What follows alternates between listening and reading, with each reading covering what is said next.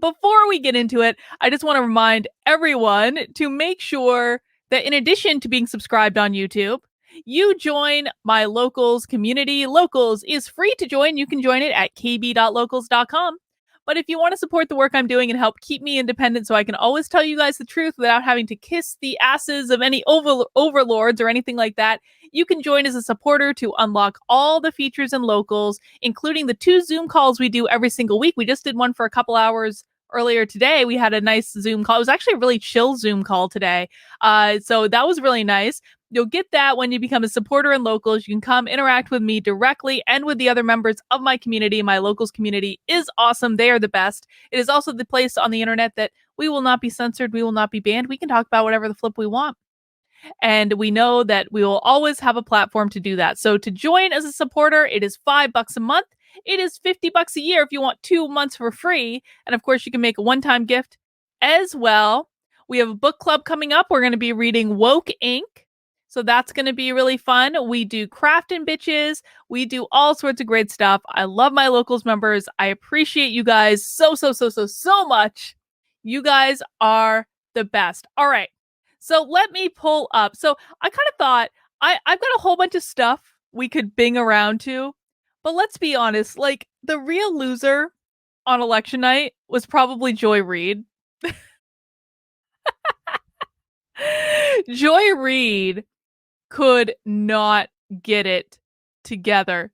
Joy Reid is like, of all the people who are going down the racism track over the last couple days, Joy Reid has doubled down on this. Like no one has doubled down. And by the way, guys, because does anyone feel like the energy has shifted? We went through basically an entire year of nonsense with election results that, we can't even talk about or question it at all, with January 6th, with constant ongoing nonsense. And on Tuesday, I just felt like the energy shifted. I felt like life again. I felt positive and that people could actually do stuff again. And that's, of course, why the Democrats are freaking out. George Andrew Velasco Nunez says, I'm feeling a little weird today too, and it was a holiday here on Tuesday, so not feeling like a Thursday for me. Yeah, it is a weird week, and I think the weird week is because the energy is shifting. It is moving back in our direction. We have proved that average people can make a difference, and people like Joy Reid are freaking out. If you have not looked at Joy Reid's Twitter account lately, oh my God. Oh my God. She is insane. Let's see. Let's find a good one. She's got a lot of stuff retweeted. So look at this one. Look at this one. So I have basically everyone associated with the New York Times blocked on Twitter. So sometimes I have to click in to see them.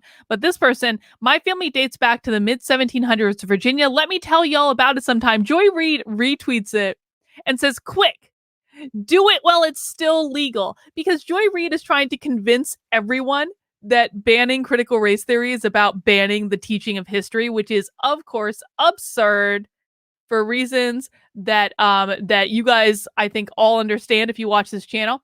Check out this thread.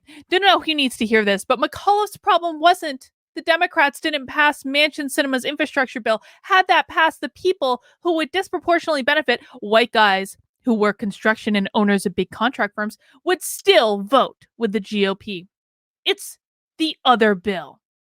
The one that nuked parental leave, college debt repayment, and a major climate provision out of that would actually help the people who mainly vote Democrat, minority, young, single women, working class people of color, white collegians, because they really, dude, they're so pissed off at non-college educated white women. It is insane. You know, the base. McCullough's problem was that A, the overall mood narrative is bad for Dems and Biden, and B, Youngkin, like the Republican that he is, filled the vacuum with fear of threats to the cherished historical narrative of a glorious history of unbroken white Christian great goodness. It's not like that's not easy to do in America, where a portion of the population has always prized group dominance over democracy and shared progress. Nixon did it. Reagan did it with welfare queens. Atwater preached it. George W. Bush did it with Willie Horton. That wasn't W, Joy. That was the other one. That was the other Bush. That was George H.W. Bush. That wasn't George W. Trump luxuriated in it. And it almost always works. Recall that the number 3 man in the House Republican caucus allegedly called himself David Duke without the baggage. Laundering white fear of replacement and loss of power is the oldest trick of the book. Dems just don't know how to answer it. Dude, if this isn't the ironclad law of woke projection, I don't know. Joy Reid is saying that the Dems don't know how to answer, that the GOP is just grabbing all the power. Are you kidding me? Who controls the federal government right now? Please. Why? Because as I said last night, to effectively do so would have to actively and aggressively defend their base the way Republicans go to the mat to defend their most extreme voters. I'm sorry, I don't know what the hell Joy Reid is watching, but Republicans never go to the mat to defend anyone, let alone the most extreme voters. But most Dems can't or don't want to. They crave the voters they don't have. This woman is completely unhinged from reality in any way, shape, or form. Progressive Democrats are almost alone in vigorously defending the kind of people who would be open to voting Democrat and would reward them if they delivered. But for that, they take a beating from their own party and the Beltway press, and so here we are. She corrected herself. Obviously meant George H.W. Bush, not George W. Bush in the earlier post. Don't have the energy to redo the whole thread. But last, but certainly not least, McAuliffe's other problem is that there was nothing new or particularly interesting about his candidacy.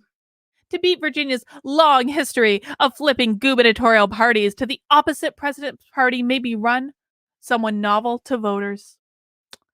So Joy Reid is just like, she is like going through an epic, look at this.